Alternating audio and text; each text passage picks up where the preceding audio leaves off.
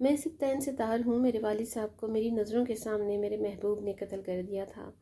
موت کے وقت میرے والد صاحب کی نظریں مجھ پر ٹکی تھیں۔ ان نظروں میں کیا کچھ نہ تھا، گلے شکوے، دکھ، درد، تکالیف، یہاں تک کہ شاید بد دعائیں بھی۔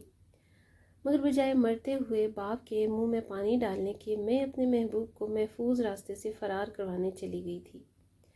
میں والدین کی اکلوتی اولاد تھی۔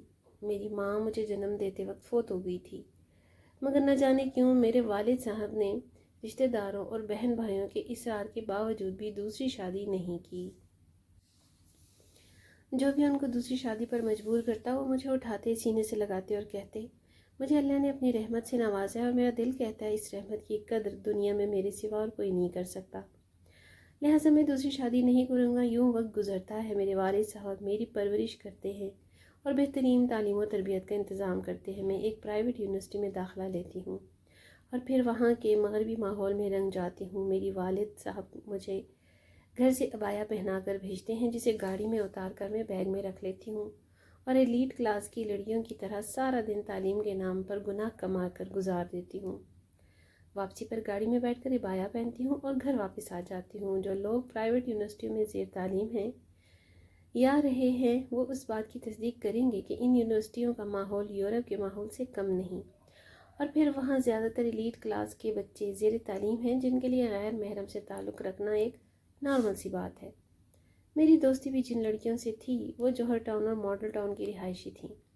ہر لڑکی کے 3 4 بوائے فرینڈز تھے۔ ان کی دیکھا دیکھی میں بھی اسی رنگ میں رنگ گئی اور غیر محرم لڑکوں سے تعلقات قائم کر لیے، اور قائم ہونے کے بعد یہ تعلقات جلد ہی جسمانی تعلقات میں بدل گئے۔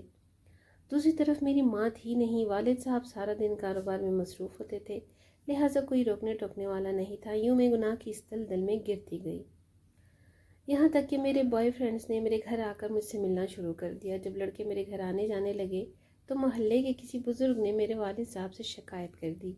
میرے والد صاحب نے مجھ سے پوچھا تو میں نے انکار کر دیا۔ یوں معاملہ رفع دفع ہو گیا، مگر میرے والد صاحب کی نظر میں مشکوک ہو گئی۔ ایک بار میرے والد صاحب گھر میں موجود تھے کہ میرا بوائے فرینڈ مجھ سے ملنے کی ضد کرنے لگا۔ میں نے والد صاحب کو چائے میں نیند کی گولیاں ڈال کر دے دیں اور دوست کو گھر بلا لیا۔ ہم دونوں ملاقات کر رہے تھے کہ عصر کی نماز کا وقت ہو گیا۔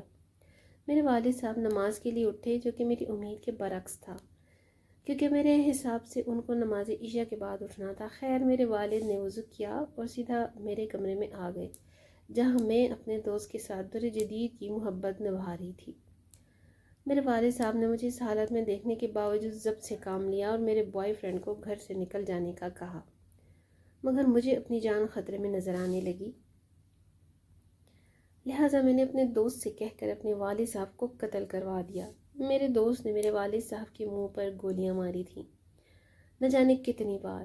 اس منہ کو میں نے چوما تھا۔ جب میرے والد صاحب گولیاں لگنے کے بعد زمین پر گرے تو ان کی نظریں مجھ پر جمی تھیں۔ ان نظروں میں گلے شکوے، دکھ، تکالیف اور شاید بد دعائیں بھی تھیں۔ خیر، میں بجائے مرتے ہوئے باپ کے منہ پر پانی ڈالنے کے، اپنے محبوب کو محفوظ راستے سے باہر نکالنے چلی گئی تھی، اور جب واپس آئی تو میرے والد صاحب کی جان نکل چکی تھی۔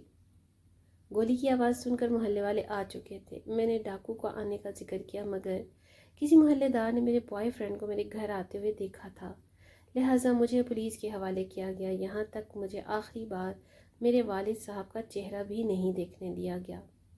میں نے جلد ہی پولیس کے سامنے اقبال جرم کرتے ہوئے اپنے بوائے فرینڈ کا نام بتا دیا تھا، اسے بھی گرفتار کر لیا گیا۔ اب مجھے عمر قید اور میرے بوائے فرینڈ کو سزائے موت سنا دی گئی۔ آج ہم دونوں جیل میں موت کا انتظار کر رہے ہیں، اور میں اس بات کی تذکیر کر رہی ہوں کہ غیر محرم کی محبت عذاب ہے یا رب۔